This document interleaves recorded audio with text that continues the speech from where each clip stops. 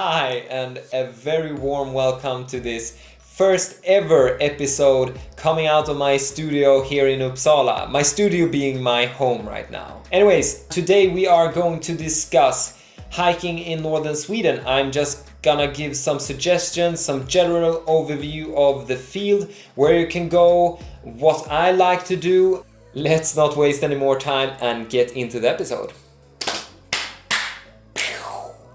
There is tons of places you can go to hike here in northern Sweden, and one such place I want to give an honorable mention to is Sareks National Park. It is our pride, and it's considered to be one of the last real wildernesses. You cannot drive into it, which makes it a bit more fun.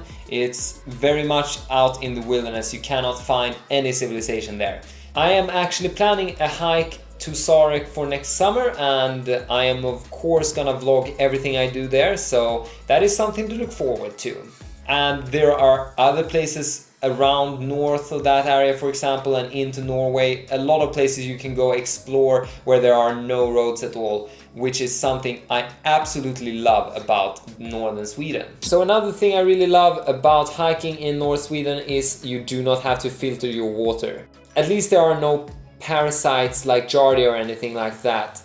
And this is actually coming from the guy who got Giardia last summer in the US. So I've been on both sides of those ends. So my point being, don't blame me if you get sick, alright?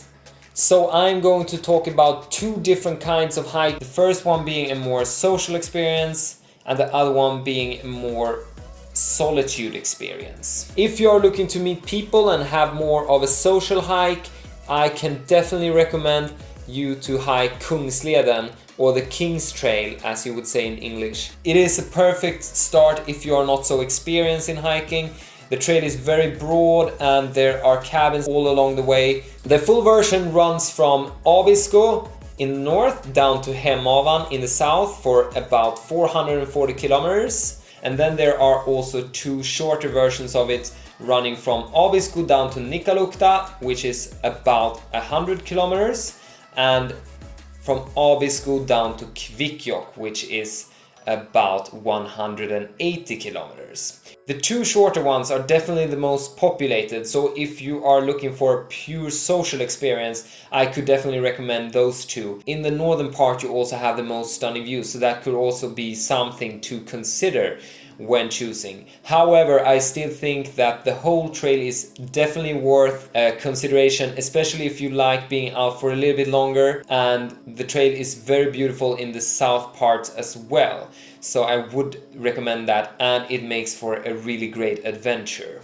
If you instead are looking for more of solitude, maybe a little bit more adventure, maybe you're a little bit more experienced in hiking, I can definitely recommend you to make your own route. There are tons of small trails you can follow, even though the trails are 90% of the time very poorly marked, or you cannot see them at all. However, I wouldn't let this deter you because it is pretty easy to navigate through the mountains anyways, so I would definitely still recommend it. And if you're feeling worried, plan an easier route and start out with that and see how that feels. I promise you it will be worth it. However, if you haven't done any such hiking before, I would recommend you to bring someone with you along the road so you can be two to share the experience, and if something happens, the risk margins are significantly lower. The video series I just posted now on my channel, I did my own route planning for that trip, and if you haven't seen that video you can see it up here, and I will also post the route I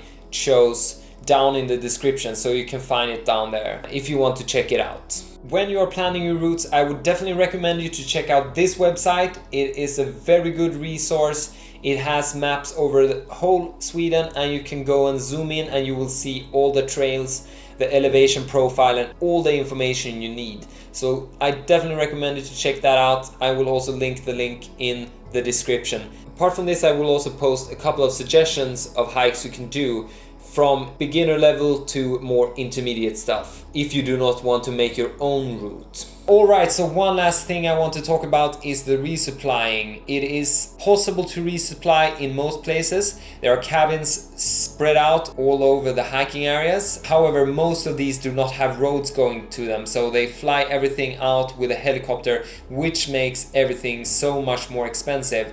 So you can resupply, but it will be very much more expensive. So that is something to keep in mind. If you are going for a whole kungsleden, I would definitely say that you need to resupply if you are not doing a FKT attempt or something like that. There is a lot of opportunities, especially in the southern parts. There are, I wouldn't say large stores, but there are bigger-ish stores that is not as expensive, so you will definitely be able to resupply all along the way. So that brings me to the conclusion.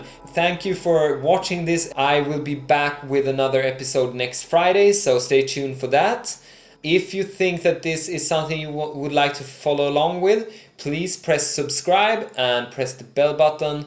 That would help me so much. And it would make me so happy if you would like to follow along on my journey. And if there is something you would like to know more about, suggestions for video and stuff like that, please leave a comment down in the comment section and I will see what I can do about that. Yeah, that's it, I think. Can't think of anything more. I will just press my imaginary power button right here. Wait. I need to get the power button. Wait. Woo! Bye!